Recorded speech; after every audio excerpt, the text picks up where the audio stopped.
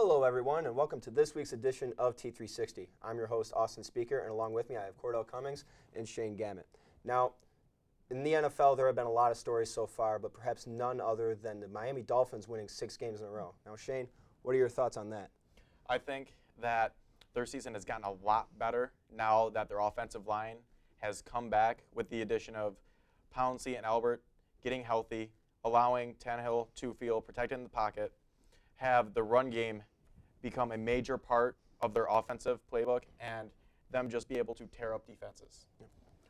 Part of their 6-game winning streak, they demolished the Pittsburgh Steelers.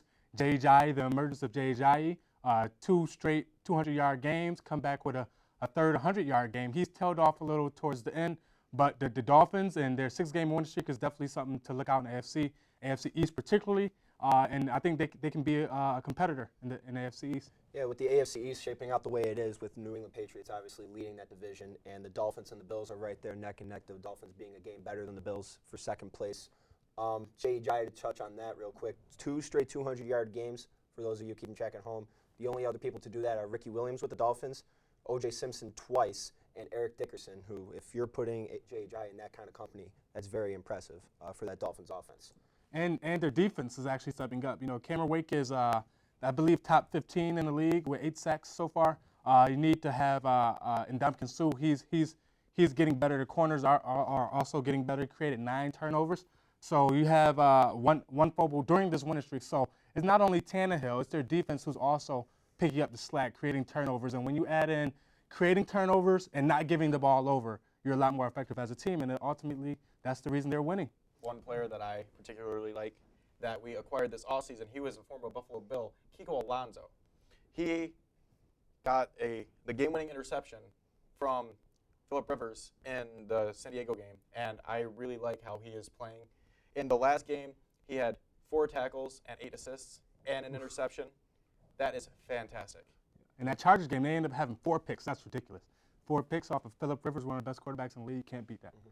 So while we can agree that the Patriots are probably going to end up winning the AFC East, the Dolphins are looking really good. We can also agree on that. If the playoffs were to end today, the Dolphins would be the second wild card ahead of the Broncos and just behind the Chiefs, who are sitting at 8-3, if I believe.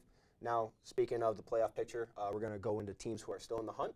And Cordell, we're going to start with you. Who do you like from the NFC? So in NFC, I have the Detroit Lions. I know a team that used to be horrible, got Calvin Johnson out the door, made him retire early, same with Barry Sanders, reminiscent of his old days. But the Detroit Lions of this year, they're 7-4. Every single loss they've had has been a touchdown or less. The thing is, Matthew Stafford may be creeping his way into the top 5 quarterbacks in the league as of right now this year. But I think they can make some definite noise in the NFC. They're a game ahead of the Vikings. I think one thing they definitely need to do to improve to stay in the lead is get a better rushing game. They're 30th in the league. If they improve on that and stop having games so close in the fourth quarter, they can definitely be a better team. Now, who would have thought at this point in the year the Lions would be in playoff consideration without Calvin Johnson? Yep. Golden Tate. You have Marvin Jones from the Cincinnati Bengals they brought in the offseason. So they're in the uptick. They're going to good. Yeah, Detroit's definitely looking like they're in good shape for the NFC. Now, Shane, who do you see making it or potentially making it from the AFC? I see last year's Super Bowl champions, the Denver Broncos. Like you said, they're right below Miami. I think that if they keep playing well, they keep winning, they can beat out Miami and take that wild card spot. Yeah, and in my opinion, also, I'm going to stay in the AFC, is that the Buffalo Bills, you cannot sleep on them. I know they're 6-5. I know they need a lot of help, but their schedule is looking pretty easy. With the exception of this coming week, for week 13, I believe we're going into, the Oakland Raiders. They're going to be traveling to Oakland. Tough. That's going to be a tough game. But for the rest of that, if you look at it, they're hosting Pittsburgh, they're hosting the Browns, they're hosting the Jets, and then they're at Miami. Now, Miami game is going to make or break both the Bills and the Dolphins season. Absolutely. But it's going to be fun to watch as all these schedules are winding down into the final playoff picture. And they got to make sure they don't have a clunker against the Browns because the Browns are hungry. No NFL player in the league wants to go defeated.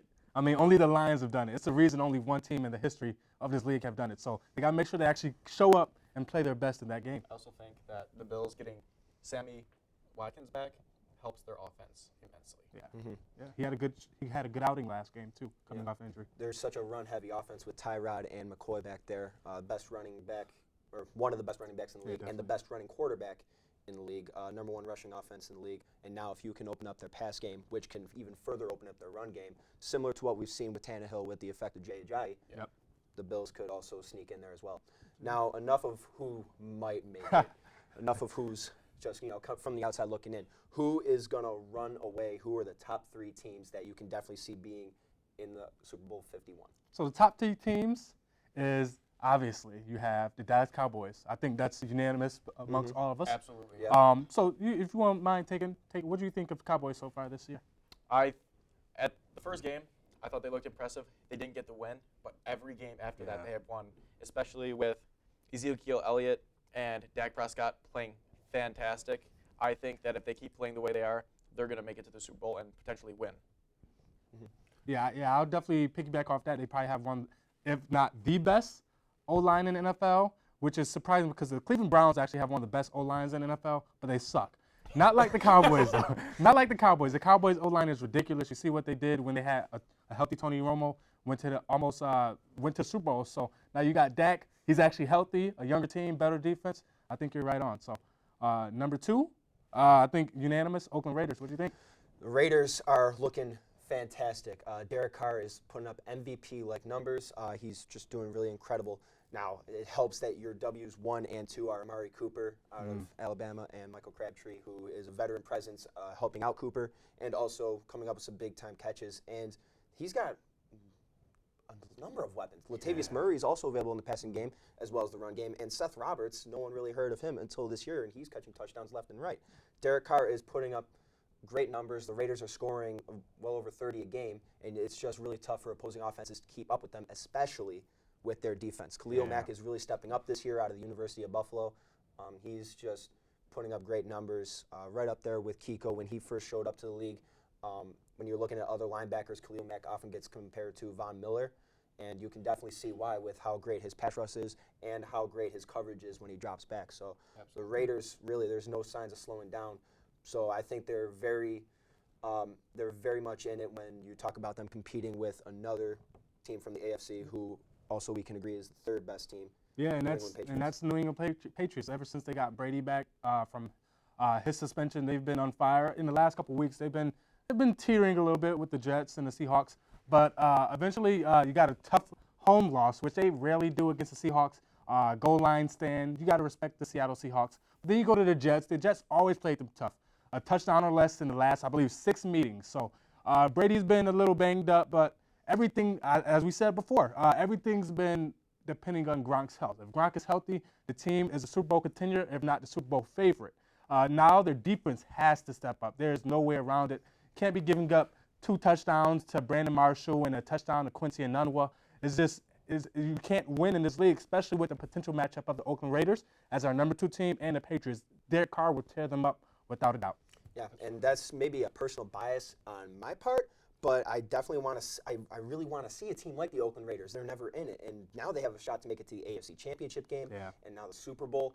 Brady's got 4 rings. Well, he's been to 6 Super Bowls. Let the Raiders take this one. Come on. Yeah, and hot take.